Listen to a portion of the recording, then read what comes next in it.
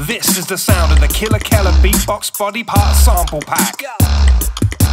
Over 120 loops, samples and one-shots for your music production. Exclusively on Splice. There you go. There you go. Ladies and gentlemen, this ain't my first rodeo, but it sure is his. This is Josh Barry and the Killa podcast. How's it going, brother? You right? Good, how are you? Yeah, I'm great, man. Thanks for having me. Dude, come on. How's the traffic? It's roadworks going on out there, man. Yeah, man. That road up there, at one point I did think I was driving down a one-way road. And the wrong way. Yeah. So I was like, trying to follow the sat-nav, but yeah.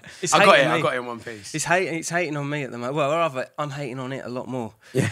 I'm complaining about it being out there, so they're not liking it. But every time I'm in here trying to do something, it's there's sounds and ringings, because we're underneath a train station, isn't it? Oh, man, I live next to a train track as well, so I feel your pain. Yeah. I feel your pain. Pluses and minuses to those things. Yeah. So it's just like a walk across the road to the station. Quick way home, yeah. Yeah, but you're up in the morning shaking. Yeah, I feel for commuters. I do feel for commuters. I mean, I would not know what it's like. I never get the train in rush hour. I despise it. I'll hang around in a coffee shop if I have to. I literally will. It's not a joke. I'm like, I'll chill out. I just hate it. I can't. Like the breath on your neck. Like, nah, leave that alone, man. Leave it alone. By far the worst is that breath on the neck. Yeah. Not that I can complain either. I mean, it sounds a little worse than I meant it, but yeah. You got your manager Louis inside the place or something. Yeah, that's it. There you go. Easy. So I take it, never being on the opposite end of work at 6:30 in the morning. You never had a day job, an evening or morning job like that, where you have to get rush hour. There was a point when I was doing interviews for a job up in London, and I was lucky enough to have an interview kind of in the afternoon, so I missed rush hour. But then, that was the only time I actually got on the train in rush hour, and I was coming back, and I was like, I don't want this job if I've got to get back on up. the train. I was like, the job at interview was so good as well, and I definitely got the job. And I was like, nah, not having it. Nah. So since then, I've been all good. Yeah, all good. been thugging away at the. Let me just bring up to speed for anyone that's not living under the rock with where Josh Barry's concerned. Emerging artist 2017 Glastonbury, correct? That was the year. Yeah, man. Yeah. So last year. Was it last year? Yeah. Yeah, last year. Collaborate alongside Gorgon City, Chasing Status, Friction. Yeah. Gorgon City, hope upcoming. Yeah. And see, I'm even preempting it. Yeah. I'm throwing it out. The man knows. He knows. But yeah, man, you've been busy at it. Yeah, it's been mainly dance music that I've kind of risen through, I suppose, and like just explored through features and stuff like that. But that's not exactly my calling as such yet. So I think it's kind of like that's something I've climbed just to get myself out there. But my stuff's coming, so I'm excited. Yeah, about man. that as well. I'm telling you, because I've seen you emerge and do your thing, and primarily it was through Friction, because he's a friend of mine, and I saw what he did. You did collaboratively with each other, and you've got like a real soul kind of thing going on, but there's definitely like the growl. It leans a little bit to the reggae side. It's got like a rocky, rough kind of. Yeah, man, I like that. Thank you, I like that. Right. Yeah, I've kind of grown up listening to a wide kind of a broad range of music. So I think I've taken little bits of each and kind of just eventually merged them into what I would call my voice. And I like where it's got, because I can sometimes sound super high, and then sometimes I sound like I'm 65. So it's all right. All right. So what do you have to do to get that 65 tone? That 65-year-old you. I mean, I don't think I can tell anyone to smoke these days. Get your Marlboros out, boys. Yeah. Oh God, yeah. I mean, yeah, it's basically that, and I mean, I don't know. Yes, I used to have quite a high voice, but I think it's probably partying and smoking. So obviously, I need to stop that before it kind of gets a bit too bad. But or maybe start it more if you want to retain that. Yeah. I think as you get older in it, like with Yeah, and that vocals. age. I does meant doesn't it? age. Oh, age, It's not smoking. not Age. smoking or anything else. Managers in the background, like Yeah. Yeah, is that what you do? Yeah. but yeah, I think I've had this with my voice with beatboxing. I've found that as I've got older, in my teens, I'm able to do more things with the deep voice that I may have not done before. But at the same time, you kind of lose a little bit of clarity at the top end. Yeah, definitely. Do you know what I mean? I mean, I've gone from singing quite powerfully high to now preferring the falsetto in there, and like the kind of the delicacy that comes with the falsetto. But I can imagine that kicks up live as well. Oh, it's good. I like it. But sometimes I'm like, oh man, I can't hit. I used to, and I think that is, it's age. Yeah. But I think, you kind of get around it, don't you? I mean, you just get on with it, don't you? Just got to get on with it, whatever throws at you. Yeah. And collaboratively, I get where you're coming from with having to find that compromise sometimes. Not that you don't like the songs or you don't appreciate the collaboration, but when it comes to genres, there's some that have got route to market, and that are just distinctively, house music, boom, hip hop, boom. You know what I mean? It's like, and it's after that you can start flourishing in your own. Yeah, I find it's also as well, like for me, sometimes I'll go into a session, and especially it's more so when I've got to sing a song that someone else already written, which I kind of. It's quite hard to get used to and find your own way to sing it a lot of the time, unless you've had that song for a month or something like that. And you've marinated in it. Yeah, exactly. So, but I find the kind of fusion that you can kind of almost stay true to the song as it is with adding your little spin, and I found that's where things like the Friction track, it kind of like had a bit of my growl on it, but it also. Had the falsetto as well? Yeah, exactly. So it was nice. I find that's quite a nice balance with featured tracks. With my own stuff, I'm like, nah, it's all me. Exactly. The verse, the chorus, the whole thing, when it's coming from the soul and it's coming from your heart. Yeah, you can't hide that. No, you can't. You can't.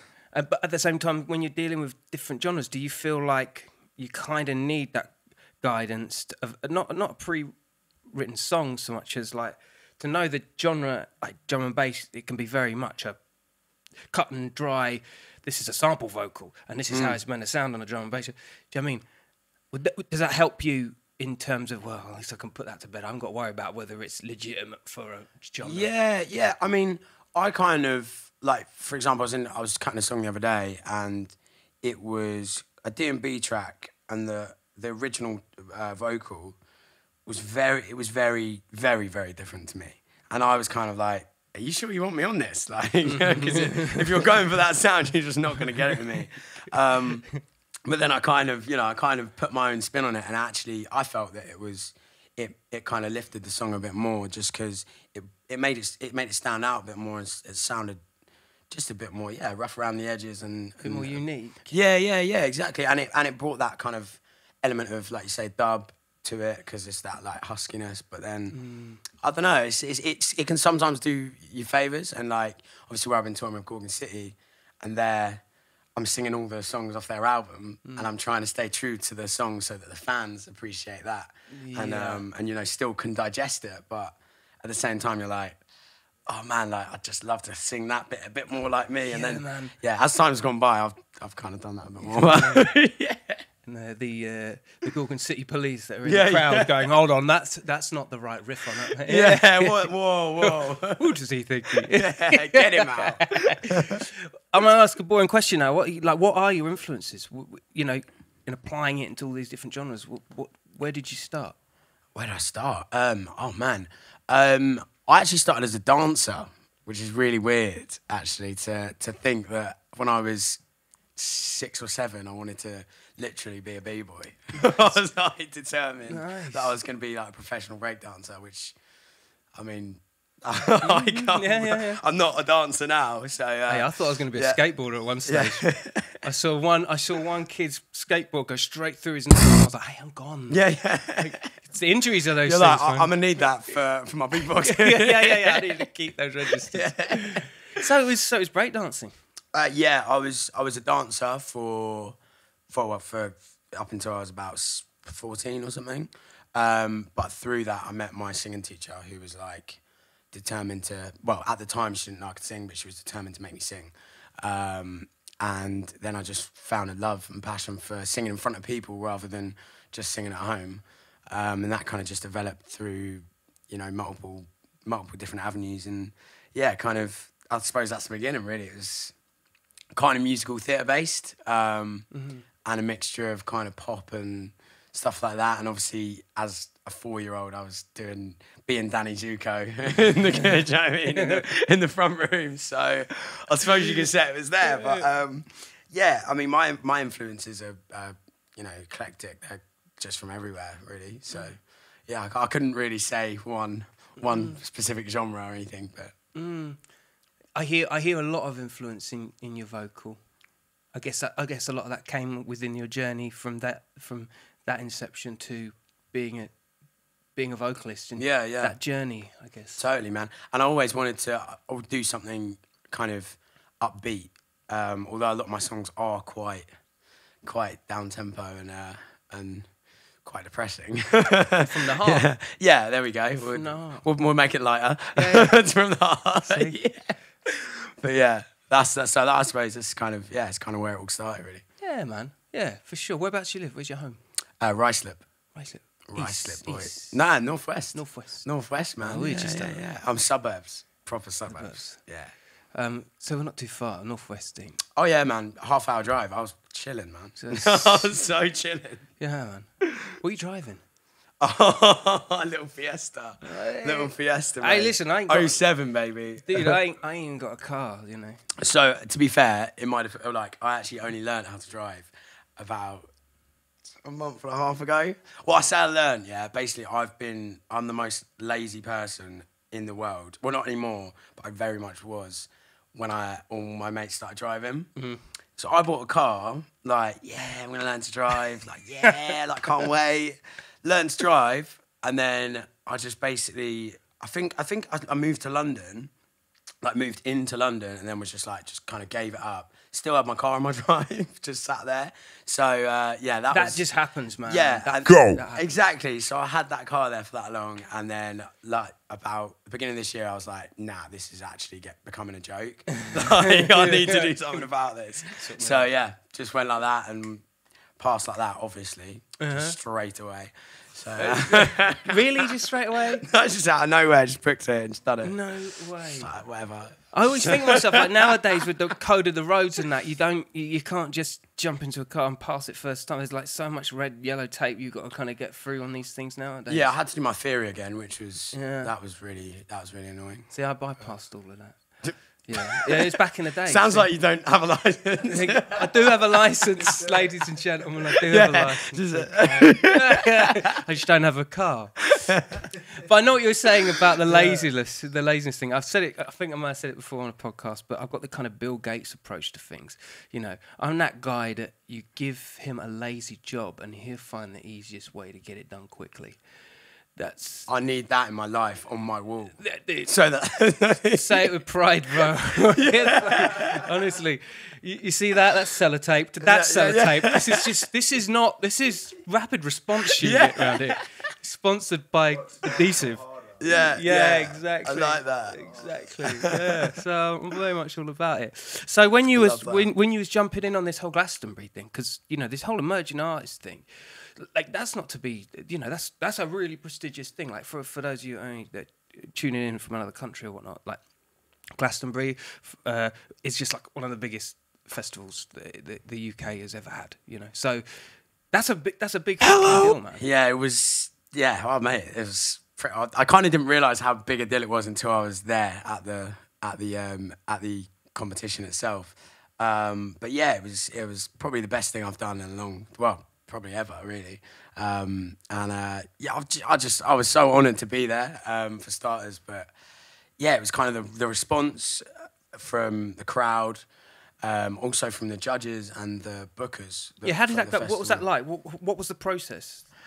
So you enter in a song to this huge competition. I didn't know it was that big. I thought it was just for kind of little stage around the festival or something like that, and it turns out that everyone's there, like Emily Evis and Michael Evis and, you know, all these really important people in the Glastonbury setup.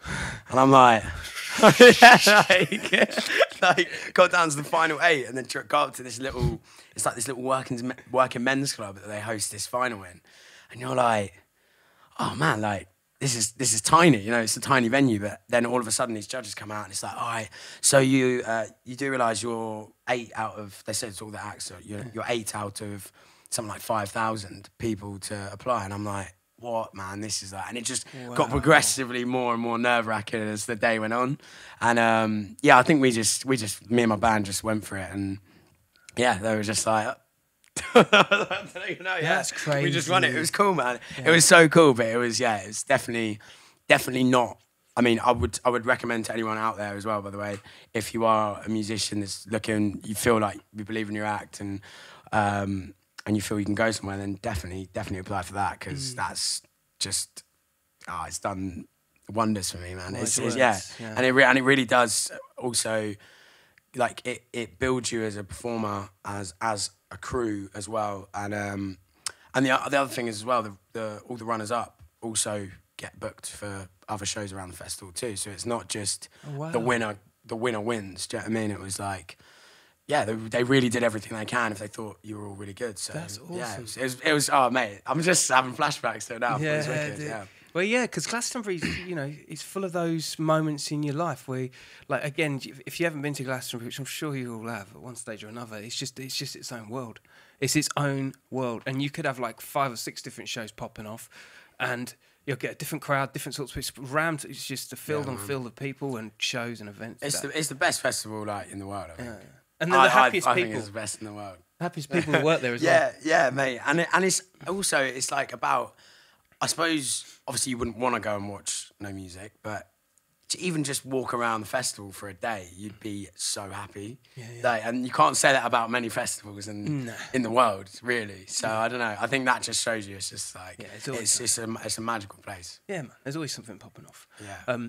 And like with the emergence of like so many like DJ orientated acts and events, because to have a band win this competition, because your band it's contemporary. Like there's some real like raw organicness going on, right? Yeah. Was that intentional?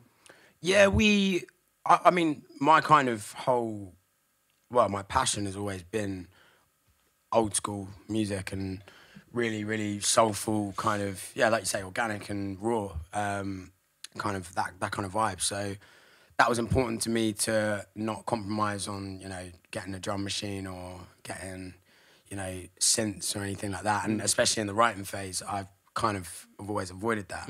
Obviously, I love songwriting and I will write any genre I can. And do what I can to be involved in all different types of music. But when it comes to my own project, I thought it was really important that it was, just really, really rough and ready, to be honest. It's just, I love my indie music. I love, you know, my funk, my soul. You can hear that. You can. Yes. It's great. Yeah. But also in your harmonies, like the backing vocalist, the way that it has a real, you're laying in a cut funk-wise, especially with your live show, from what I've seen on the TV, you know what I mean? I've got to get to one of your shows, man. Man. I take it you're busy at the moment doing shows, I hope. Yeah, we've got a few coming up. We're trying to hold back, not blow the load. But yeah. I know those ones. Sorry. No, we're all right. We can say that. Oh yeah, you know what we do here. Yeah. You know what this is, you know. But yeah, and how much of it do you work in the box, like in terms of the producers you work with? Do you work a lot with the laptops, or is it literally like amps and instruments?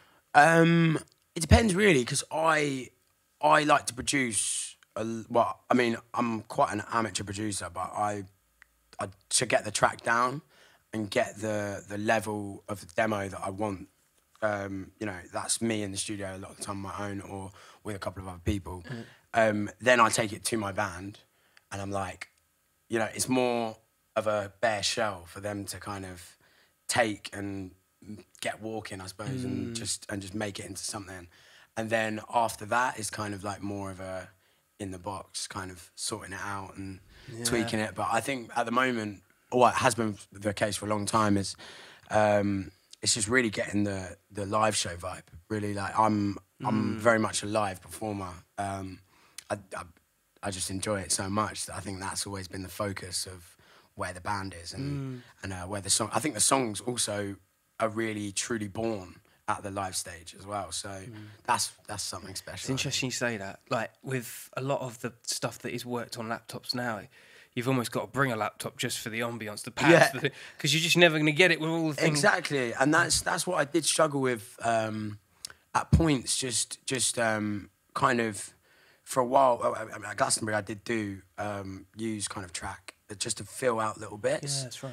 And since then, I've played a couple of gigs without. Well, I've played most of my gigs without track, but obviously Glastonbury, when you're at bigger stages, it's like, okay, we should fill out little bits, you know, and just have the ambience, like you say. I think it's so restricting. It's unbelievably restricting. Having it there, doing it. Yeah, I mean, and it's also the structure of the songs that you're going to go with. I mean, we're very much there's like a huge rapport between me and my band, and I think that you almost can kind of box yourself in too much by having track coming out, and because at the end of the day you're going to have a 4-minute song regardless of whether the crowd are loving it or not. And so what's beautiful is like we played Cheltenham Jazz Festival at the weekend, and the crowd were loving one song, so we just played it for an extra, I think, a minute and a half or something, and kind of, you know, and we sped it up or we slowed it down. It was whatever we wanted it to be on the day, and it's like you can't have that with track. You can't do those things when you've got a strict backing track behind you. So I'm kind of like, you can go, mate. It's true though, isn't it? Yeah. You really, it's like a DJ having a set of selection and not being able to maneuver to the crowd's reaction and go with the flow. It's like if you're not going with the groove of the crowd, and sometimes it needs to be faster. Yeah. Sometimes you need to jump straight into it. If you're working on a format, it's like next, you know, it's just a turn. Chained up, man. Yeah. It's chained, yeah, for sure. It sounds like a good bunch, your band. Oh man, amazing people. Yeah, amazing people. Yeah, my drummer Tug I actually met him through Gorgon City. Working with Gorgon City, he's worked with Basement Jaxx. Obviously Gorgon City, Lily Allen, Reef, lots of different people that I don't want to try and mention them all just in case I get them wrong. You pick them up, but yeah. I'm joking. I'm playing with you. But yeah, no, you're right. At least it's him, not me. Yeah, for real. Yeah. We're just talking on second parties here. The That's band, awesome though, because you know, the band of the one. Yeah, I mean, when you've got a solid band, right, that have got notoriety within genres and within the industry, it helps stabilise the whole thing. Because not only in terms of a commodity, it kind of takes away the pressure of you having to get as many gigs as you can because they're not busy, but also they got phone books, they've got opportunities of their own that they might be able to connect you with and things like that. It's just a solid outfit. Well, also it's also that thing of like just the level of experience they bring to it. For me, I'm kind of as experienced as I am, I'm not, you know, going into this knowing exactly what's coming my way. Whereas when you've got that band around you, you know, just the tips that they can give you, or even just the comfortability that they bring on stage. You know, sometimes I felt almost out of my depth around them because they're that good, and I'm like, oh man, like I've really got to pull it out today, you know, like that must be awesome. Though. Yeah, no, exactly. Wow. So it challenges you, and it's a beautiful thing, but it's kind of like, whoa, man, these guys are fucking sick. Like, so yeah, and they're kind of like the real belief they have in, because you're the front man. Yeah, exactly, and they do really fuel my fire in that sense. Like they really egging you on. Yeah, man. Yeah. That's awesome. As if I need more egging on. No, you're on, dude. You're on fire. You're on fire. Who else are you collaborating with? What else is going like? Because again, without us dropping loads of names, like you really are like crossing. It's got a real momentum to it, and a lot of that is your connectivity within different genres. Do you know what I mean? Who's your most reputable? Who's your favourite that you collaborate with? Oh man, Oh god, you might get me in trouble. You can always delete the beatbox sound on it. And then you start talking about all the songs they've done and stuff. Yeah. To be honest, I think first of all I have to say just in general Gorgon City, really, because they're just such. I've been touring with them for so long that it's kind of like family, you know, and it's something that I'm always looking forward to being on the road with them, and finally kind of working with them from a songwriting perspective has really kind of been the icing on the cake. So that's been a beautiful experience for me. Another person for a session, Josh Butler and Bontan. Who's Josh Butler? So Josh Butler is like very much like tech house. But he's just a great dude, man. He's just a lovely guy, and yeah, we had fun up at MTA and Tile Yard. So that was just like, we just had a nice little session. Every time I see him on the road now, it's like, oh, brother, like, you know. So he's always someone that comes to mind. SG Lewis as well. Oh, okay. So yeah, he was always a dude, man, and obviously just to see his climb has been really like inspiring for me. Because I think his first release was with me, so it was kind of like you watched it from afar grow. Yeah, and that was something that he called me up and he was like, mate, I might just put this on YouTube. Like, I was like, okay, yeah, cool. Stuck it on YouTube, and the response was overwhelming, and you know, we were kind of like, oh man, like this is actually, and we were both kind of shocked at like the response. Not shocked, but you know, we were just like, you know, we didn't expect it to blow up without any kind of promotion or and for independent artists as well. So I think that was pushing 5 years, maybe 5.5, 6 years ago. So crazy that's how like that happens, isn't it? Yeah, and it's like, you know, I think within the first 6 months it had like over 1 million views on YouTube with just no promotion. I think they released it through The Sound You Need, so that was like the response. Really, you know, good. And it was just that kind of thing is really heartwarming, but also just to see where he's at now is great. I think I think everyone I've ever worked with really has been someone I really like. And, you know, I've never worked with anyone that I've been like, oh, you're a kid. You know, get me out of this room. But it's like what my mate Tyser said. You've got to be pretty hardcore to be a dickhead. Like you've got to, it takes a lot to be a dickhead. I always wonder that with the whole, like, you know, when people talk about divas and talk about like typical kind of like artists and people kind of being like rude and whatever, and I don't get it. I don't get it for starters, but I've never really received that from people, because I find, you know, I suppose you attract what energy you give out, but you know, it's a real effort. It's an effort. It's an effort. Do you know what I mean? It's literally an effort. I think there's some things in some people's DNAs. You know, I think that, you know, parent troubles. Yeah. I don't know. But it takes a lot of effort. We're getting scientific. Yeah, we're getting deep. We're getting deep. Are you vegan? Yeah, man. Let's talk about that. Yeah. How's that work on road? On the road? Yeah. Because it must be hard. Yeah, it depends what country you go to. If you go to America, if you go to Australia, some places in Europe, like closer to Britain, as soon as you get into Eastern Europe, it's like, all right, you can have bread. And that's it. Yeah, bread and veg. Stay away from them pierogies and schnitzels, man. It's not happening. I mean, but you say I've been on the road with Gorgon, and Kai is actually vegetarian, and although he can eat cheese and different things, like, you know, you literally go into a dressing room and they cater for him as a vegetarian, and it's like just a cheese roll or something, and it's like, and you know, it's like, I don't know, just stuff like that. It's everyone else gets this big meal, and you've just got like, oh, okay, I'll just eat this thing over here, like proper short straw. Yeah, so vegans even harder than that in places like Russia and Eastern Europe, but I'm chill with it. Like, I'm not a massive eater anyway, so. Don't you get angry when you're that hungry though? I just get a bit like more like spaced, I suppose. I'm not really a hangry guy. Yeah. Yeah, no. I couldn't see you being. No, I say that, and I'm just trying to think if I've ever been. Yeah. But no, I'm You're quite gonna chill. get comments now. Yeah, exactly. Catering. What do you mean? You don't remember that time? I feel for vegans and to an extent vegetarians. I mean, I always go for food based. I mean, a sausage isn't a vegetarian sausage isn't a sausage. It's its own thing. Yeah, Do you know what I mean? I'll go with its own thing. I'd happily eat that over a normal sausage. Yeah. Do you know what I mean? Yeah. But don't call it what it is. You know? Yeah.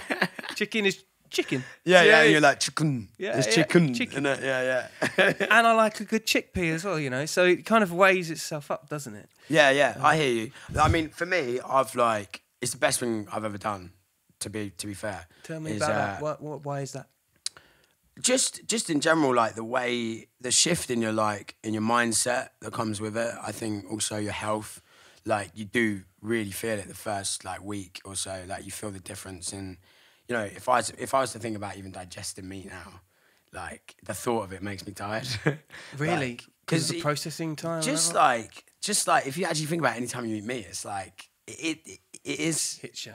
It's quite a strenuous process. So I think once you remove all that from your diet, like you just feel a lot cleaner. You feel a lot cleaner, but you know you do feel like a lot better. And I think, it just triggers certain things in your life. And like I think the more people as well that are, you know, do turn vegan, I think the easier it will be for everyone else to be vegan. Not because of like coolness or anything, but you know, like the accessibility of it. Like you say, you could be touring and you could get vegan food everywhere in the world. Then the people's excuses are kind of like falling down, and you know, and before you know it, everyone's on a plant-based kind of living. And I wonder, saving the world. Yeah, man, saving.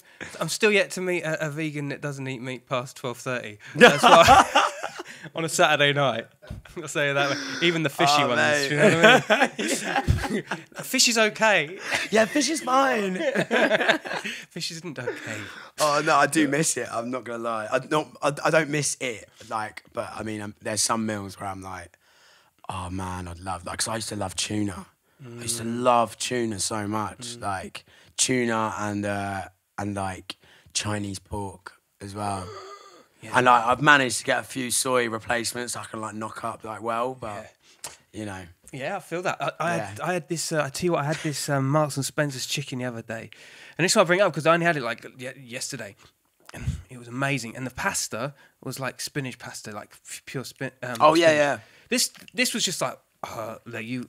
And I had a bit to drink. I would have not known a single. Yeah. I swear to God, it was so good. So yeah, Man. Pick up that. But I will say though, do you reckon like at some point the industry will tip into the opposite end? I don't know. Maybe it's like at the moment it's very industry heavy on the meat side of things, which is obviously bad for the environment and stuff. But could that be transferred over to when more people are getting into the vegan stuff? Oh, let's just build an industry on that. You know what I mean? Yeah. Oh, what you mean? And kind of almost ruin the world that way.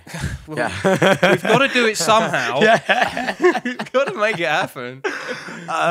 You know what? I think that I mean that like a lot of vegan food and a lot of, you know, someone raised a point to me the other day about, you know, eating organic fruit and things like that, and eating organic, like the travelling of where the carbon footprint of organic fruit to get to your door is actually just as bad for the environment, and kind of trying to give me that. And I was like, all right, cool, we can all think about that. But, you know, I think what needs to start off really is the you know, the kind of understanding of like the karma involved in our food. Really, that's what mainly kind of ticked me over. Is like, if there's death on my plate, how am I going to expect any good karma you know, around me? I feel that. Yeah, man. It's true though, but man. I swear to God, man, It's true. It's the way forward. That I think the whole world is going through that process of recognizing what it's doing to what we're doing to ourselves as much as what we're doing to other people. You know? And it's just good energy. But I was like, exactly, energy. It's all about energy, man. It's all about energy. It is, yeah. And the whole kind of you can aspire to do it if you want to attitude, you know. Right, so I've got a theory. This only came into my head the other day, so I am freestyling this. All okay, right? I like this. But I think maybe the reason why we're all inspired to react and achieve, it's not I don't think it's a divine, like, inspiration of like, I can do this. You know what I mean? Yeah. That kind of attitude's been since the 80s. But I think what more people are engaging with now is the idea of like, well, we can just go online and get that. Yeah. And it's not as hard. It's not as hard. It's like quite, it is actually really accessible to eat that way, you know, like, and people kind of like, I think also the other thing is people don't know what being vegan is. Yeah. So people are like, so what, like, you're vegan, like, what can you eat? Yeah, and it's like, I can eat like a lot of stuff. Like, but I would extend it even further with being in a business, a self-employed, an upstart, or a composer, a musician. You know, I've never been able to do half the things that Prince did back in the day, but I sure as hell know that Box can. Yeah. It's accessibility. So achieving is like so much more reachable now, and as well as being vegan, or being all the positives and negatives. Yeah, I mean, I'm a massive like YouTube learner. Like, there you go. Yeah, massively. Like, I remember when I was going to buy a guitar and I was like looking to just like pretty much splash out on a guitar. Like, this was a while back. Stupidly, I don't even know what I was thinking. And then I like had this thought about like, so when you look at a car, obviously you're looking at the brand and whatever, but it's all about what's under the hood. So I then kind of just tried to build my own guitar from YouTube, and it came out really well. So and I just basically spent money on the parts instead of the brand name and the body. Have you got a photo of this? Yes, I do somewhere. Oh wait, where's my phone? Actually, I don't have it on that phone. I lost my phone the other week. I'm gonna send you it. I'll bring it over and we'll play. Screenshot. We'll have yeah, to do a screenshot. I need to thing. see that. Yeah. Now, Kels, now. Yeah, totally. Back in the real action. See? 899 plus VAT.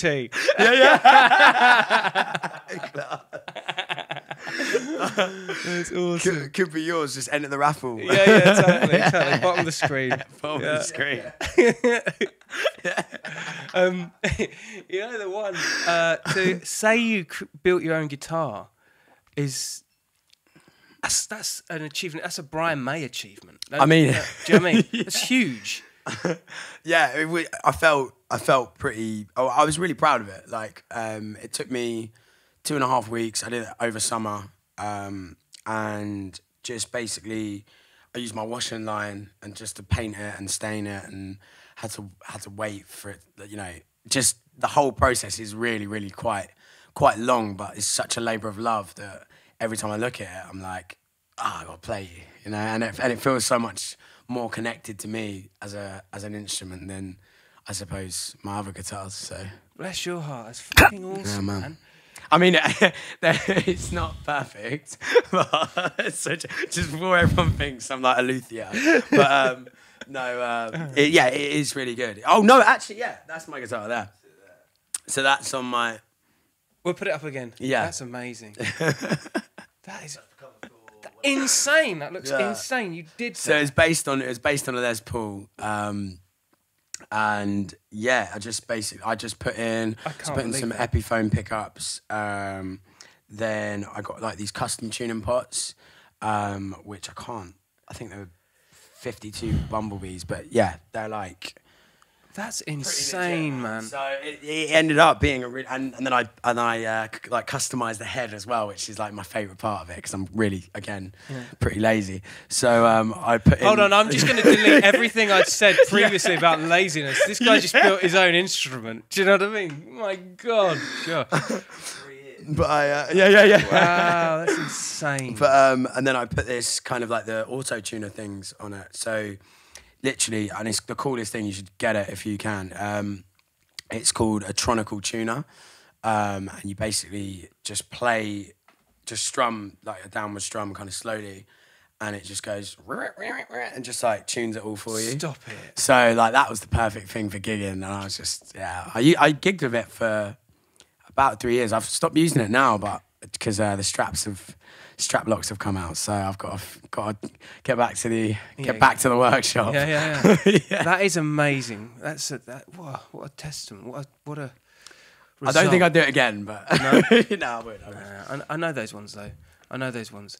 it's like with a lot of things. Like when I do the podcast, for instance, I get halfway through I get halfway through all of them, and I think to myself, "Oh my God, there's still half to go." And but you just got to focus on the details, because the details are as important than the podcast itself. Yeah. Do you know what I mean? And once you get to a finished line with something like a guitar, and you think back 3 years later, you don't even consider it being a labour. It's just something you did, wasn't it? Yeah, you were just like, oh man, like just got through it. Yeah, I hear you, man. Yeah. I hear you. I'm halfway through a Strat, and I have not picked it up for 2 years to try it, because I came up, hit a wall, and I was like, oh, you know what, I'll do that another time. But it's kind of now getting me inspired to go and check that out and finish that one. So.